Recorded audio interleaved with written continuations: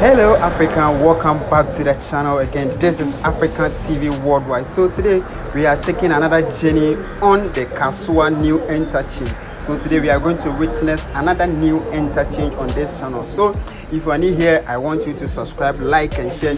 Let's experience Kasoa new interchange from Kasoa to Winneba Junction. So as I'm talking to you, this is a new interchange they are doing. This is a new road they are doing. It's a four lane they are doing as I'm talking to you right now. So four here as I'm talking to you. So this is one of the, if they finish, it will be one of the beautiful interchange or road construction as I'm talking to you. So we are going to witness a new road construction from Kasoa to the Winneba Junction as I'm talking to you. Don't forget to be a part of this journey. Let's move together. Let's witness another construction of the new road from Kasoa to Winneba Junction. This is African TV Worldwide.